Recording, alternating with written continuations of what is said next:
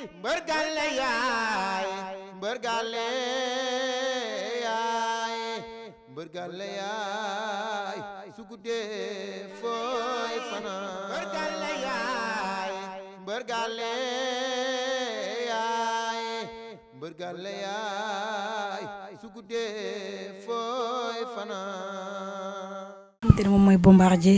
Bombardier am fu mu toll woon ñu bari sax Bombardier lañ joxoon favori. parce que ci Balla Gaye bi mu jógee. ñu gis Eumeu Sène pare na ci Balla Gaye la wala préparé. loolu noonu nan nga ko gisee Eumeu Sène ndax daan na Balla Gaye 2 fois. ñu bari na combat bi ak bii dina am différence. non différence ba sax mooy xëy na ki nga xam ni parce que ndox du wàcc yoonam xëy na ki nga xam ni ki mooy Balla Gaye mooy seetiwaat leneen xool parce que missile boo gis rek am na contre missile bu jóg am na loo xam ne war na ko mën a anéantir ba du ko laal parce que loolu moo ne ci àdduna donc kon Balla Gaye li ko Eumeu Sène daane ñaari yoon war na buy dellu si ndax champion ko jur war na indiwaat yeneen clé yoo xam ne war naa mën a contre Eumeu Sène waaye li wóote leer mooy bu fekkee ni bi dem na wuti yooyu contre ndax ndox du wàcc yoonam Balla Gaye fit yi dafa rëy saa boo xamee ni bi laal nga ko rek foog dégg nga ko mu jéem a fay si wala ndax dafa mën nag bëre jàppoo waaye moo tax ci combat am yële passé combat am ak Tapha Tine ma wax ci télé bi ne na dem bu fekkee dafa bëgg a bëre na continuer bëre bu fekkee bëggul bëre mu bàyyi bëre ndox du wàcc yoonam la mu daan def di ci am ay ndam mooy entraîner wuti doole ak rapidité parce que rapidité ak précipitation du benn waaw nit day am technique yoo xam ni su ko bëree moroomam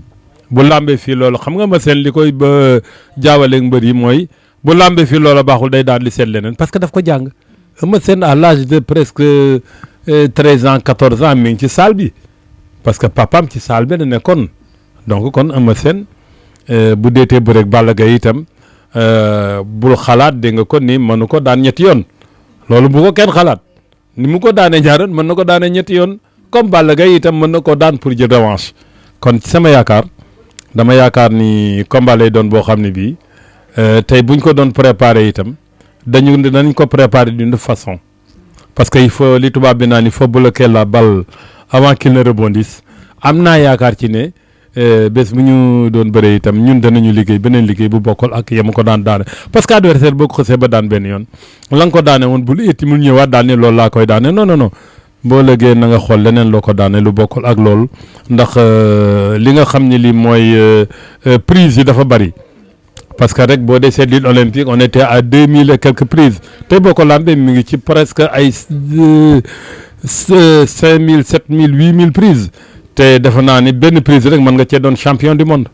benn prise mën nga cee doon champion du monde ndax benn prise rek mën nga cee daan mbër daanati ci mbër daan ci daan waaye bés bu ñu lay daanee nag di nga seetiwaat leneen borom xam-xam. beneen bi mooy fan yi gis nga ñu bari dañ doon dal Eumeu Sène ne seetiwul Pape Diop Boston. lijjantewu ko feebar na kiiw est-ce que loolu ndax waxtaan nañ ci Eumeu Sène moom lu bari na seen diggante ñaar yoon kenn nekku ci. waaw tey loolu en tant que yow mi nga xam te ne yow lañ ko doon waxal déggoon nga rumeur boobu noonu. ñu bari di ko dal mais loolu noonu lan ngañ ci mën a wax. waaw Eumeu Sène fa muy gisee ak moom am naa yaakaar ci ne du ku ñëw rek ma ne la gis léegi la fi Eumeu Sène jógee du ku mu gisee léegi laa jóge ci peer la nekk sama diggante ak moom dafa doon xale boo xam ne bii ku discret la te itam sama diggante ak moom ndax koo xam ne kii bi ngay ñëw ci moom sa yaay dafa la doon boo téye sa loxol mag nga toog sama soxna toog may ànd ak baayam am naa yaakaar ci ne nit ñi nag wax dëgg yàlla ku leen di déglu day xaw a doy waar mais Eumeu Sène daawul jóg ci man Eumeu Sène du toog 2 semaines yoo xam ni taalu oto ba bii combat bi amee sax bi muy ñëw fi àndu la kenn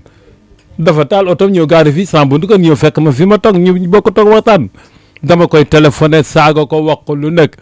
day ñëw dégg nga ko yot ndànk ñëw fekk ma toog mu dindi xaalis jox ma ni ma dama war a def nangam ak nangam maa ngi dem te ñëw mais ku wax ni Eumeu Sène du ma fréquenté ñëwul ci man deful ni da ngay wax li la neex man bi ma feebar ba bi may dem Italie maa ngi wax ak Eumeu Sène bi ma jógee Italie maa ngi wax ak Eumeu Sène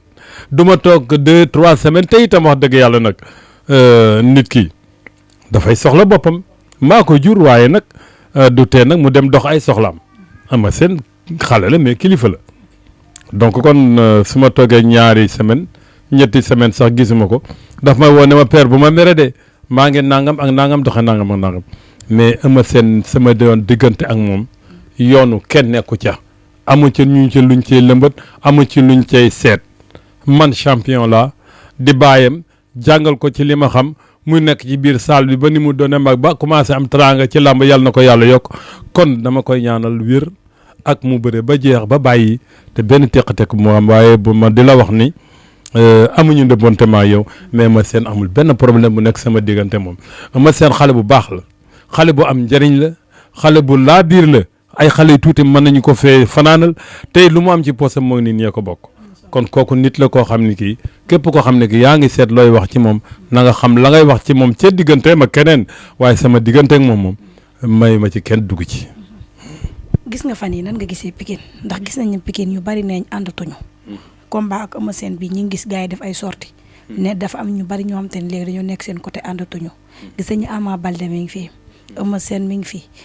Boy Niang mi ngi fi et tant d'autres bari nañ ñu ne xale yi dañoo dispersé loolu yow nan nga ko gisee en tant que papa en tant que ki nga xamante ni tey fédérateur nga. waaw xam nga nit ñi moom lu bari dañu koy wax ndax tey Eumeu Sène bu fekkee ni bii mi ngi bëre mais ku ne gis dafa Boy Niang keroog mu ñëw ci moom Ama Baldé nekk ci combat contre Modou Lo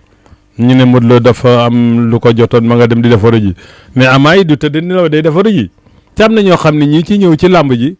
alors ci lañ lay fexele parce que comme Ama du am combat ba pare combat boo xam ne bii c'est capital mu doon combat boo xam ne bii xëy na ñu naan kii mi dina ñëw ak kañ la ñëw ak këy na weer wala la alors am combat yu mel ni capital yu mel ni combat Eumeu Sène fa muy téléphonanteeg moom ak fa muy waxanteeg moom nit du ko fekke man gisuma fi benn tàqalikoo parce que ñan ñoo fi nekk Ama Baldé fi ne Boy Niang ak soq dafa voyagé bu fekkoon parce que ci open presse ba soq nga foon mais li wóotale mais soq dafa voyagé comme soq dafa voyagé nekk fi Ama ngi ci combat mënul ñëw kii Boy Niang moom ñëw na sama doom Ndiaga Diop ñëw na waaw mais kon kan moo ñeena fi tàqalikoo amu fi dara amu fi xam nga li wóotalee daal mooy nañ leen rafetal soo mi duggee ko marché mbëri nag bu ñu man ko def benn rek am na ñoo xam ni ñoom seen liggéey mooy fexe nu ñu duggee seen diggante disperser leen di dem ci kay di wax di dem ci kay di wax di dem ci kay di wax man nag man loolu du ma ca fekk parce que comme man seen baay laa benn place laay toog rek ku ñëw fekk ma fi ma waxtaan ak yow ku demit da nga ko bàyyi ma fi mais du te maa ngi wax ak yow mais li wóor mooy daal tàqali ko bu ñuy wax di tàqalo man gisuma ko. Ama Modou Lo combat boo xam te ni ba tey ñu bari na dafa xaw a pénaliser Ama li mu amoon ci làmb mi ngi koy commencé perte ndax combat boobu noonu yow combat boobu nan nga ko gisee ñi ne da wuti adversaire xaar combat bee ni mais yow lan nga ko gisee. waaw ni ma ko gisee mooy toujours rek maa ngi xool xëy na feebar bi fi amoon Covid bi xaw ma moom la ñu waxoon ni xëy na combat yi bari moo ko téye waaye man ñi may jëkk a sikk rek mooy ñi nga xam ne ñi ñoo yëre mbër yi di engagé mbër yi war nañu nangu combat yoo xam ne day durer jël combat ñu naan la fekk 1 an man loolu man loolu bëgguma ko su ma sañoon daal combat bu dee durer gën jaa bëri 1 mois ca lay yem wala gën jaa bëri 2 mois ñu bëri ko mu jeex ku nekk dem sa yoon ku nekk wuti nu mu traité combat bi mën na ko pénaliser parce que itam wax dëgg yàlla combat boo xam ne buñ ne tey la ba combat bi nga ne ñu ne renvoyé nañ ko ba 1900 tel ñu renvoyé ko 1900 tel loolu itam day yàq làmb day tax dégg nga ko mbër mi du bëre te promoteur bi bu mbër mi bëriwul du ko may xaalisam da ko daan fay mettre sama xaalis donc kon ñi nga xam ne ñooy engagé mbër yi muy manager yi war nañu seetaat bu baax li ñuy def bëgg xaalis bi mu tax nga nangu loo xam ne lii du noonu man combat du ma ko jël muy dem ay ati at ñu naan ñëwal bëre ko kooku man du ma ko def kon li wutalee daal mooy mbër mi xam ne mooy bëre bu fekkee ne xaalis lay wut bëri ngi gën a neex ci ki nga mën a bëreel daan ko damay jël combat boo xam ne bii ëllëg su ma ñëwee bu diiree 1 mois ma bëre ko mu dem ñu ku nekk dem sa yoon waaye toog nag di xaar ba yàgg ñu naan la parce que nit rek la mën a doon mën na nekk parce que yaram bu ciy tooy day metti dëgg la parce que maa ngi nii wax dëgg yàlla feebaroon naa tane naa mais li wóor te leer mooy am combat di xaar 1 an 2 ans te mbër boo gaañoo bokkatoo ci boo néewee doole bokkatoo ci kon nag waruloo dégg nga ko am doole am kattan di xaar 1 an 2 ans mais lu ne xaj na fi te nit rek la mën a doon kon nag dafa am yoo xam ni ménager yi war na koo xoolaat promoteur bi nga xam ne mooy joxe xaalisam ne war na koo xoolaat surtout mbër mi nag man dooma pénaliser samay morom di bëri xaalis man ma toog di topp benn combat jëmale bu kan xamul loolu duma ko def. Boy Niang Balla Gaye foofu lay terminer ñu gis ne yéen waa Pikine yi bëgg nañ Balla Gaye loolu Boy Niang Balla Gaye ñu bëri ne combat boobu noonu est-ce que du doon risque ci nga xam te ne moom mooy ci Boy Niang. combat boobu mu doon na combat boo xam ne Boy Niang amul ku mu mënta daan Boy Niang ku amul ku mu mënta daan ci réew mi du Bombardier du Balla Gaye du ma Samba du ma Demba comme ñooñu ni ñu ko mënee daan noonu la leen mënee daan parce que Boy Niang àgg na foo xam ne fii tëggaale wu ma la dégg du mbër bu ñuy ñëw di naan wala nattam leen bon Boy Niang mënul daan ki mënul daan ki mais mbër bu xasee dépassé 100 kilos ku mënta daan amatul te Boy Niang la peut-être dépassé na 100. est-ce que nekkul ni combat dafa dugg ci Lac de Guiers réussirul mu dem ci Tapha Tine réussirul mu dugg ci Balla Gaye est-ce que tamit loolu du ko pénaliser. non xam nga làmb nag dafa doon loo xam ne lii genre bidéew la rek tey yow ëllëg sa morom te itam làmb da nga koy bëre tey xam nga keroog bi mu bëreeg Tapha Tine harcelé naa ko ci loola sam won ma baaraamam bu dam ma xam ni kii amatuma lu ma koy wax parce que bu doon ma nit danaa taxaw ni sama baaraam dafa dam mais jomam yóbbu ko ci mu continuer di bëre kon problème bu ca am alors boo ko waxee ñu ne day yàq victoire jàmbur te nag nañu bàyyi mbër daal na nga yàq sa victoire morom dans tout sport il faut qu'il y ait un vainqueur ou un vaincu absolument wala match nul te match nul raal na ci làmb ji donc kon ama seen Boy Niang dafa mën a daan Balla Gaye bu baax comme ni ko Balla Gaye mënee daan moom kay li ñuy xaar nañu xaar moment ba ñëw kenn ku nekk dem ci say technicien ñu bokk toog waxtaan loolu mooy dëgg parce que am naa yaakaar ci ne Balla Gaye am naa yaakaar ci ne bu ëllëgee la mu defoon contre Bombardier doonu ko def parce que contre Bombardier ba xoolee Balla Gaye ma woon ak moomu du benn il faut dire la vérité différence ba point de vue rapidité point de vue bëre ak wala parce que Balla Gaye bu demee ba taxaw adversaire am taxaw kee taxaw fële kee taxaw fële ñuy korosé ay loxo taxaw di xoolante kii naan ñëwal fi kii naan ñëwal fi kooku du Balla Gaye woon yow seetaan ngay combat Balla Gaye foo ne mu fekk la fa te bu ngeen jàppante di ngeen bëre donc kon ma am yaakaar ci ne xëy na am na lu taxoon loolu ma yaakaar ci rek ni bu ëllëgee comme dem na Europe dem defaru jiwaat Boy Niang ne fii di defaru te balaa combat boobu itam day dem defaru ji comme kooku combat du siècle lay doon ku ne mën naa daan sa morom waaye nag wax dëgg yàlla ma am sama point ñu war a bëre ji mooy wax ndax kenn du dem guerre di wane say arme loolu moom Balla day nëbb ay arme am Boy Niang day tëbb nëbb ay armam mais bu ñuy demee ba ni suba la nag làmb ja kenn ku nekk war ngaa mën a génne say arme amaan mbégte contentement pour yéen ñu doon suivre sur Kewel Info kon ni ñu ko waxee woon j'espère que nag vous avez aimé kon ni ma koy waxee ndax nee naa leen li mu fi wax yëpp làmb la tey wax dëgg yàlla day neex a waxtaanal parce que day tijji débat bi day waxtaan ak yow li nga xamante ni nit ñi dañ ko dégg di ko ñaanal rek kon ni ma ko waxoon sànq yàlla may ko gudd fan ak wér yàlla aar ko sàmm ko bàyyi ko suñu kanam interview yi nga xamante ni dañuy ñëw rek muy gën a yokk macha allah di ko ñaanal rek ñu bàyyi yàlla bàyyi ko fii bañ koy weer ak weer yi yàlla mën na ko yàlla def lan mooy sa kàddu waaw sama kàddu gu mujj mooy xanaa di wax la nouvelle génération bi nga xam ni moo xew tey ñu naan VIP comme les Tapha Tine les Modou Lô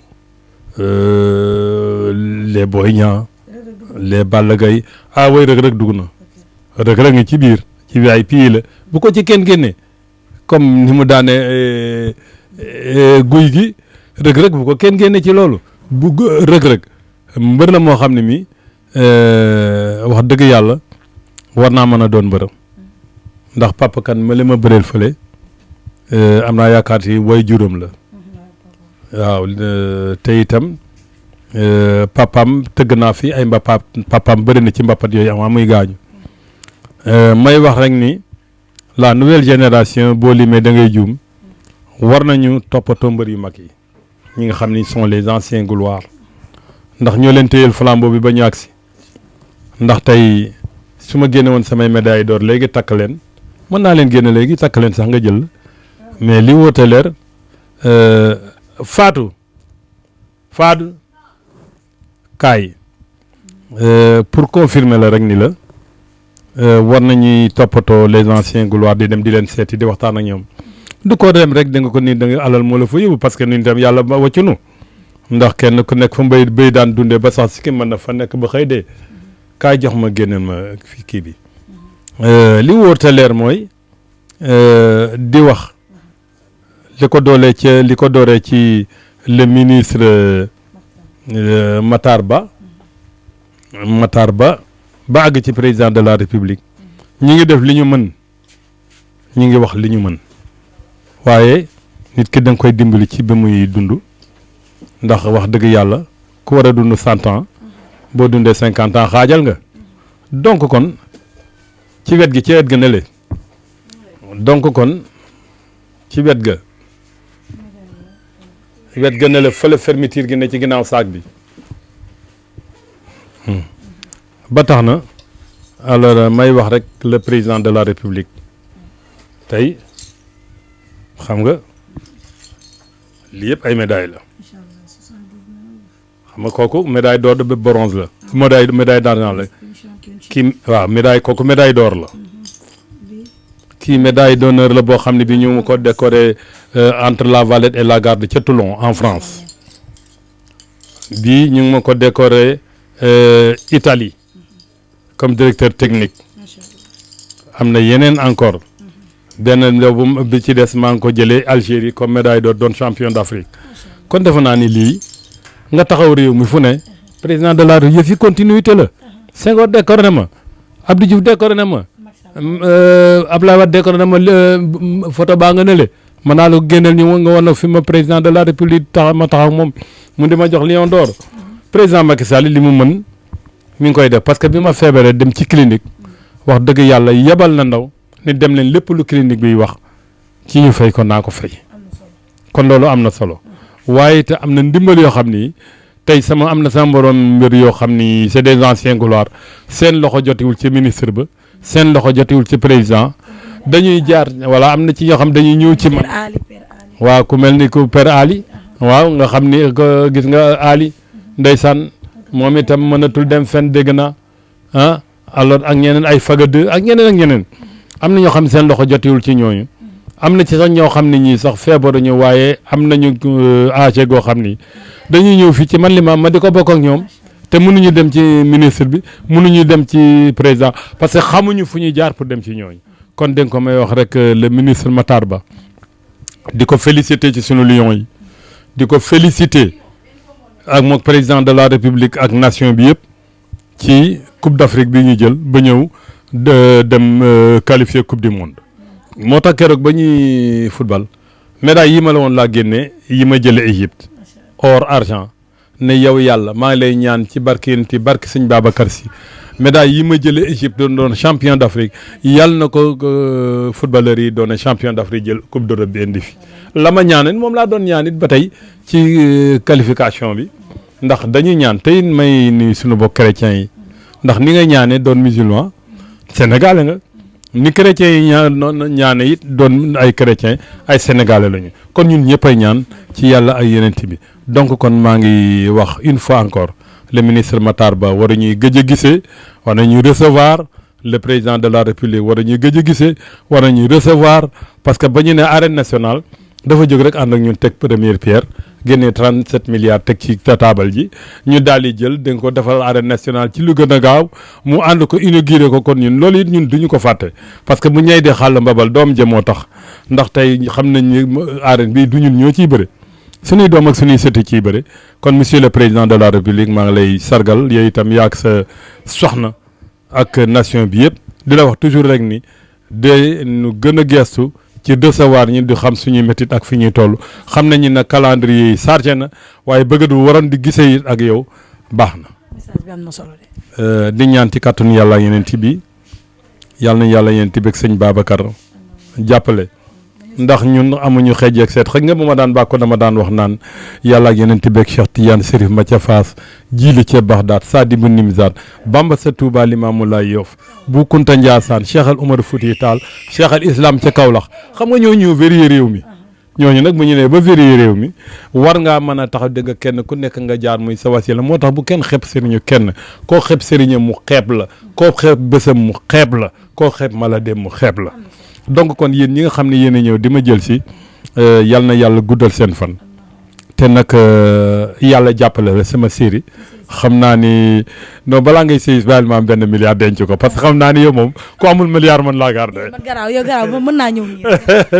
non bàyyil ma lijjanti milliard rek nga xam ne ndeysaan alors boo sa ba ne soo soxlaa rek loo soxla ma ne am demal def lu la neex kon maa ngi lay sant di la gërëm di gërëm mbokki Sénégal yëpp di wax ni Eumeu Sène sama poulain la di wax ni Boy Niang sama poulain la di wax ni Ama sama poulain la aw ma ci xej ak ñaar. ndax ci sama kanam lañ juddoo sama kanam lañ yoro ñu bokk benn gox bi su ma wootee léegi kenn fekk ma fii kon ñooñu du ma leen yemaleeg ginnaaw yàlla te du ma leen yemaleeg kenn damay ànd ak ñoom ba ñoom itam ëllëg bu ñu fi jógee ndax làmb ji pooru Ndakaaru la bata dem bata costé boo fi jógee rek keneen ñëw li nu fi jëlee du leen fi bàyyi kon yàlla nañu ko àggale ak seen tey gi bakkan ci barke rasulilaay Sénégal yëpp maa ngi leen di nuyu bokk yëpp bu baax a baax